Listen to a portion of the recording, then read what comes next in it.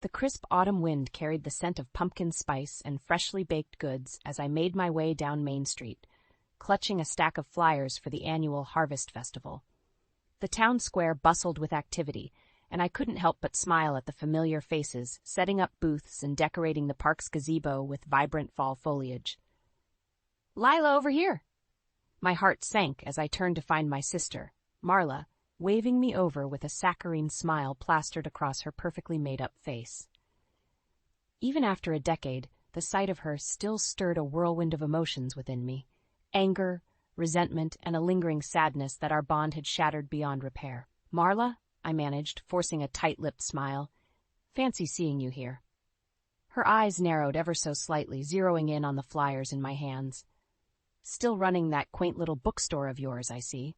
The condescending lilt in her voice was like nails on a chalkboard. "Yes, and it's doing quite well, thank you." Marla let out a derisive laugh, shaking her head. "You always were the hopeless romantic, clinging to those outdated dreams. When are you going to wake up and join the real world, Lila? A successful single woman like you shouldn't be wasting her time on such frivolous pursuits." My knuckles turned white as I gripped the flyers, fighting the urge to hurl them at her smug face. "At least I'm living an authentic life, Marla, instead of the facade you've so carefully constructed." Her eyes narrowed dangerously. "What's that supposed to mean?" "You know exactly what I mean," I shot back, my voice trembling with barely contained rage. "You've always been jealous of me, ever since we were kids. That's why you did what you did. Stole Evan right from under me, just like you stole everything else that meant something to me." Marla's perfectly sculpted mask slipped, revealing a flash of the ugly, seething envy that lurked beneath. "Don't flatter yourself, Lila. Evan was never yours to begin with. He just realized what a pathetic, delusional loser you are and came to his senses."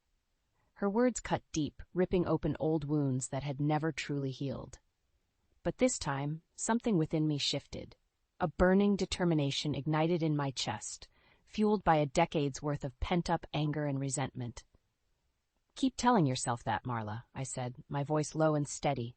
"But we both know the truth, and one day everyone else will too." With that, I turned on my heel and strode away, leaving her sputtering behind me. The time for cowering in her shadow was over. This was the start of something new, a reckoning years in the making, where the scales of justice would finally tip in my favor. No more playing the victim. It was time for Marla to face the consequences of her actions. As I stormed away from my encounter with Marla, memories came flooding back like a tidal wave, threatening to drown me in their bitter currents. It started when we were kids, really. Marla was always the favorite, the golden child who could do no wrong in our parents' eyes. While I was the shy, bookish one, content to lose myself in the pages of a novel, Marla craved the spotlight, demanding attention with her antics and tantrums. "Why can't you be more like your sister?" Mom would chide, her brow furrowed in disappointment whenever I fell short of Marla's lofty standards.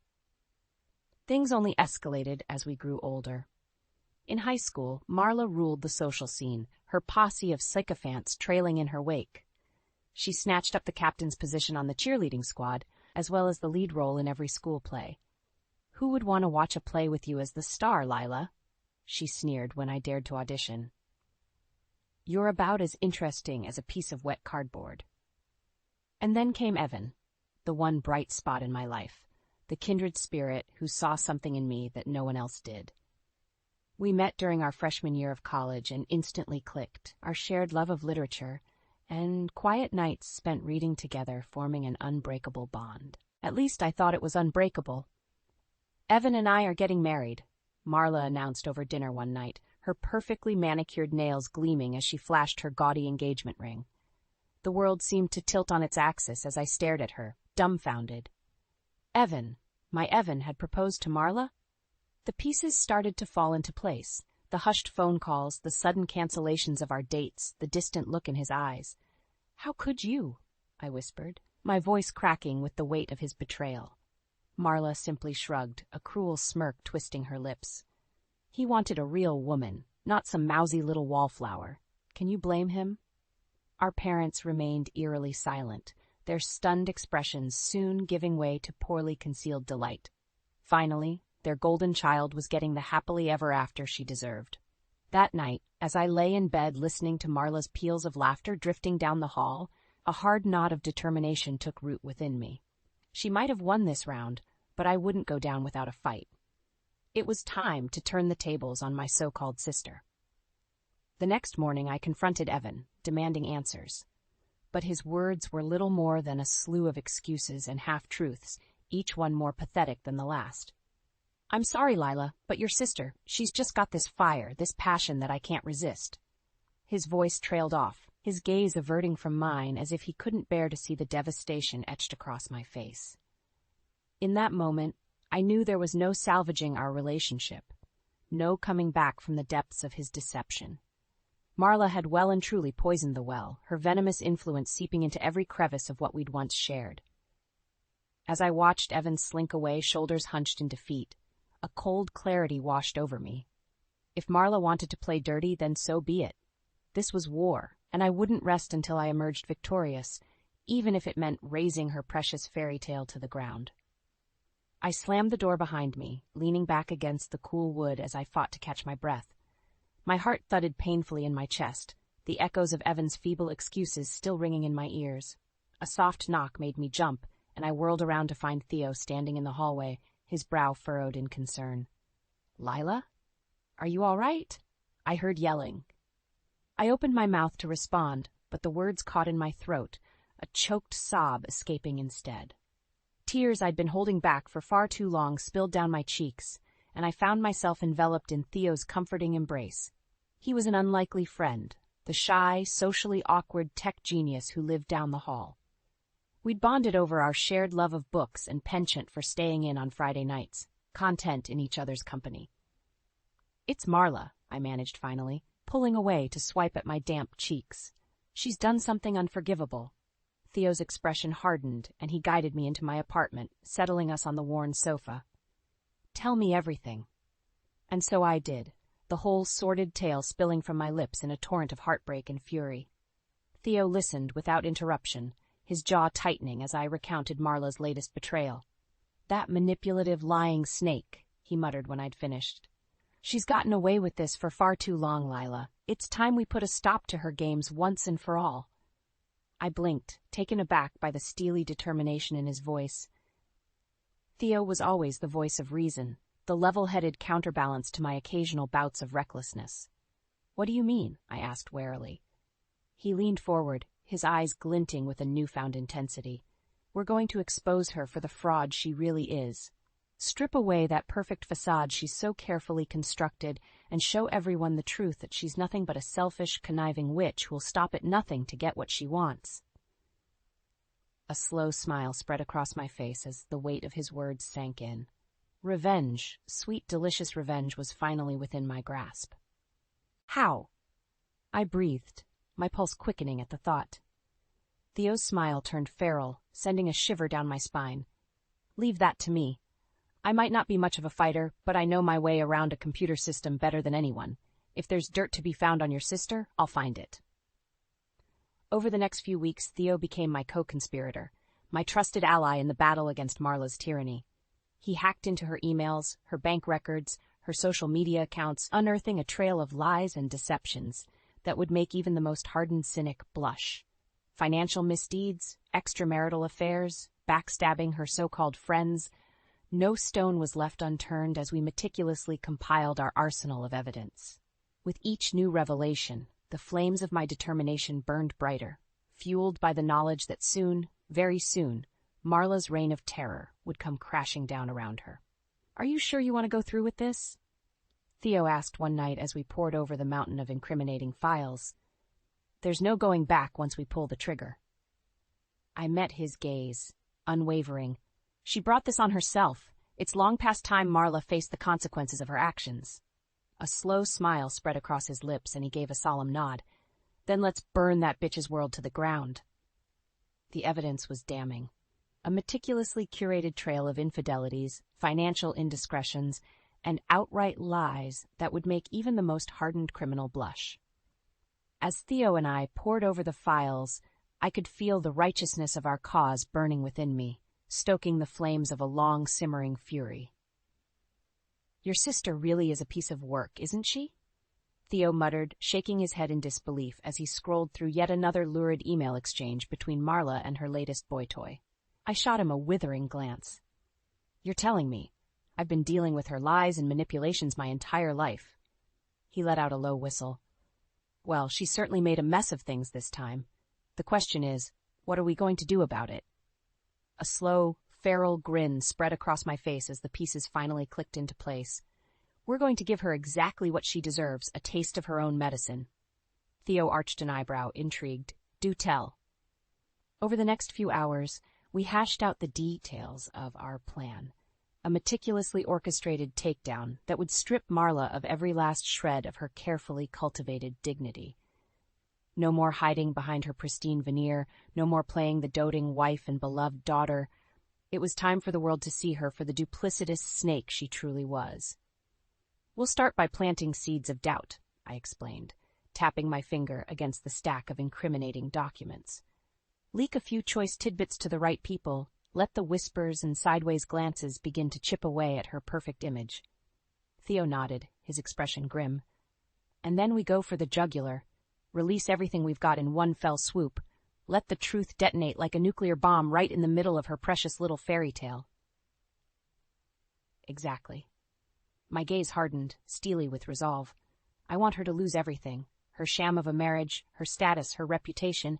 I want her to feel the same burning humiliation she inflicted on me all those years ago. For a moment, Theo's eyes softened, and he reached across the table to take my hand in his calloused grip. Are you sure about this, Lila? This is a point of no return. Once we set this plan in motion, there's no going back. I met his gaze, unflinching. I've never been more sure of anything in my life. Marla has lied and cheated and stolen her way through life for far too long. It's time she learned that actions have consequences. His lips curved into a grim smile, and he gave my hand a reassuring squeeze. Then let's make that bitch pay.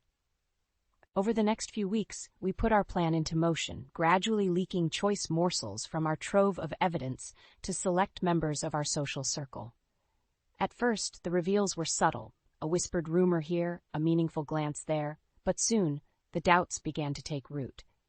I could see it in the way Marla's closest friends started to regard her with narrowed eyes, in the stony silences that greeted her at book club meetings and Sunday brunches. Little by little, the cracks in her meticulously constructed facade began to show, spiderwebbing outward until the whole sham threatened to crumble beneath the weight of its own deceit. And still, we kept the pressure on, releasing more damning evidence with every passing week. Sordid photos, incriminating audio recordings, bank statements detailing her financial treachery, nothing was off limits in our quest to decimate her credibility. Throughout it all, Marla remained blissfully oblivious, her perfectly coiffed head held high as she swanned through town, utterly convinced of her own untouchability. Her arrogance only fueled my determination, stoking the flames of a long-simmering fury that would soon erupt into an inferno of retribution. Because the best was yet to come, the grand finale that would reduce her entire world to ashes. I could hardly wait. The whispers had begun, a steady undercurrent of doubt and suspicion that rippled through our once idyllic town, eroding the foundations of Marla's carefully constructed fairy tale. I could see it in the sidelong glances and thinly veiled sneers that followed her wherever she went, the once adoring masses now regarding her with a newfound wariness. It was working, I realized with a quiet thrill of satisfaction. Our drip feed of damning evidence was having the desired effect, ripping away the layers of artifice and exposing the rot that lay festering beneath Marla's immaculate veneer. But it wasn't enough. Not yet. We needed to go bigger, to plant the seeds of discord deeper, if we were to ensure the total annihilation of her pristine reputation. Time for phase 2, Theo murmured, his expression grim as he handed me a thick manila envelope. I raised an eyebrow, thumbing through the contents, a dossier packed with incriminating photos, financial statements, and transcripts of Marla's most salacious indiscretions. Are you sure about this? I asked, my heart pounding in my chest. Once we put this out there, there's no taking it back. Theo's jaw tightened, his eyes hardening with resolve. She made her bed, Lila. Now she has to lie in it. With a steadying breath, I nodded. It was now or never.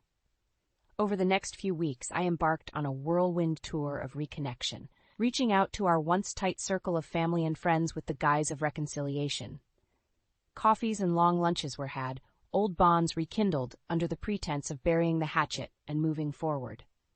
All the while, I subtly steered the conversations toward Marla, sharing carefully curated snippets from the dossier that painted a vivid picture of her betrayals and moral failings. "I can't believe she did that to you," Mom gasped, her eyes wide with horror as she pored over the damning evidence. "Oh, Lila, I'm so sorry. We never should have taken her side." Dad merely shook his head in stunned silence, his expression stricken as the full weight of Marla's deceptions finally sank in. One by one, the dominoes began to fall, each revelation stripping away another layer of blind loyalty, until the full, ugly truth was laid bare. By the time I was done, our once impenetrable inner circle had been thoroughly turned, their allegiances shifting in the wake of Marla's undeniable transgressions. Even Evan, her hapless husband, found himself wavering as the sordid details of her infidelities and financial treachery came to light. "I can't believe she'd do this to me," he muttered, running a hand through his hair as he stared at the incriminating photos. "After everything." His voice trailed off, and for a fleeting moment, I felt a pang of sympathy for the man who had once been my world. But the feeling was quickly quashed, smothered beneath the weight of his own betrayal all those years ago. He'd made his bed, too. Now he could damn well lie in it. With each encounter, each deftly planted revelation, I could feel the tides beginning to turn in my favor, the ground slowly but surely shifting beneath Marla's feet. Her downfall was imminent, and I savored the anticipation like a fine vintage wine, letting it linger on my tongue as I bided my time. Because soon, very soon, I would have my reckoning, and Marla would finally answer for the lifetime of hurt and humiliation she'd inflicted upon me. This time, there would be no manipulations or lies to sway the judgment, only the cold, hard truth laid bare for all to see. I could hardly wait. The air was thick with anticipation as our family and friends gathered at Mom and Dad's house for what I had billed as a long-overdue reunion. Marla, of course, was fashionably late, a perfectly calculated move to ensure all eyes were on her as she swept into the living room, her every step oozing false graciousness. "So wonderful to have everyone together again," she simpered, air-kissing her way around the room as if she were royalty bestowing favor upon her subjects. I watched in stony silence, feeling the weight of the manila envelope burning a hole in my purse. Tonight was the night, the culmination of months of meticulous planning and strategizing. By the time the evening was through, Marla's reign of deceit would be nothing more than a smoldering ruin. "Let's get started, shall we?" I said, rising to my feet and gesturing for Marla to join me at the front of the room. "I think it's high time we cleared the air about a few things." Marla's perfectly arched brows knit together in a slight frown, but she acquiesced with a saccharine smile, ever the gracious hostess. Little did she know, her world was about to come crashing down around her. "For years, you've peddled this fiction, this carefully constructed fairy tale about who you are and what our relationship is," I began, my voice steady despite the pounding of my heart. "You've lied and manipulated and backstabbed everyone around you, all in service of maintaining your precious image." Marla's smile faltered, the first cracks beginning to show in her impeccable mask. "Lila, what are you talking about? Don't play dumb, Marla. It's over." I pulled the envelope from my purse, letting its damning contents spill across the coffee table in a cascade of incriminating evidence. "The truth is finally out." A hushed gasp rippled through the room as our friends and family leaned in, their gazes riveted on the lurid photos and bank statements that laid bare the full extent of Marla's betrayals. Infidelities, financial crimes, blatant lies, it was all there, exposed for the world to see in glaring, undeniable detail. Marla's face, drained of color, her perfectly painted lips parting in a silent scream of outrage as the reality of her situation began to sink in. You did this. How could you?" A bitter laugh escaped my lips as I regarded her with cold disdain. "How could I? That's rich, coming from you. You've spent our entire lives undermining me, stealing everything that should have been mine. Well, no more. This is your reckoning, Marla, the consequences you've been dodging for far too long." "That's a lie." she snarled, rounding on our shell-shocked parents with pleading eyes. "You can't possibly believe this nonsense. It's all a bunch of doctored photos and falsified documents. I swear!" But the certainty had already seeped from her voice, cracking beneath the weight of the incriminating evidence that surrounded her. One by one, Mom and Dad, our friends, even Evan himself began to nod in grim acceptance, their eyes reflecting a newfound hardness as the scales finally fell from their eyes. "I think we've seen more than enough, Marla," Dad said quietly, his voice heavy with a weariness that spoke of decades of being manipulated and misled. "It's over." A strangled sound escaped Marla's throat, a guttural cry of anguished disbelief as the full weight of her deceptions came crashing down upon her. In that moment she was utterly alone, cast adrift in a sea of contempt and censure, with no allies, no lifelines to cling to. As I watched her crumple to the floor in a heap of designer clothes and smeared makeup, a profound sense of vindication washed over me. At long last justice had been served, and I had been the one to deliver it. The sweet taste of victory had never been so intoxicating. The aftermath of my grand revelation was swift and brutal, a reckoning that left Marla's once charmed life in smoldering ruins. As the shock wore off and the true depths of her deceptions came to light, a palpable shift took place, the tide of public opinion turning decisively against her. Suddenly, the same people who had once fawned over her every move couldn't be bothered to make eye contact, their faces a study in thinly veiled disdain and revulsion. Marla's supposedly dear friends dropped her like a bad habit, their long-standing allegiances crumbling beneath the weight of her exposed betrayals. Even our own family wasn't spared the fallout. Mom and Dad, so long blinded by Marla's manipulations, now regarded her with a potent mix of disappointment and simmering anger. "How could you do this to us?"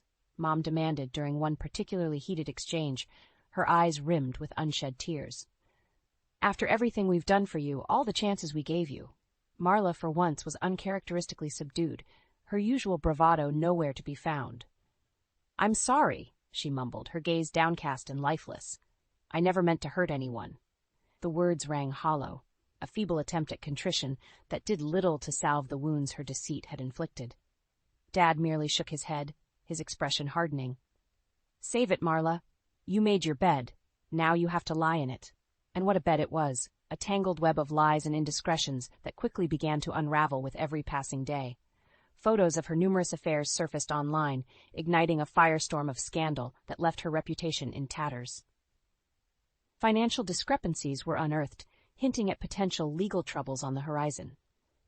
Even Evan, her hapless husband, couldn't turn a blind eye any longer, filing for divorce amidst a torrent of sordid revelations about her infidelity. Through it all, I watched with a strange sense of detachment, as if observing the implosion of someone else's life from a great distance. Gone was the seething rage that had once consumed me, replaced by a profound sense of catharsis, a weight lifted from my shoulders after years of carrying the burden of Marla's betrayals.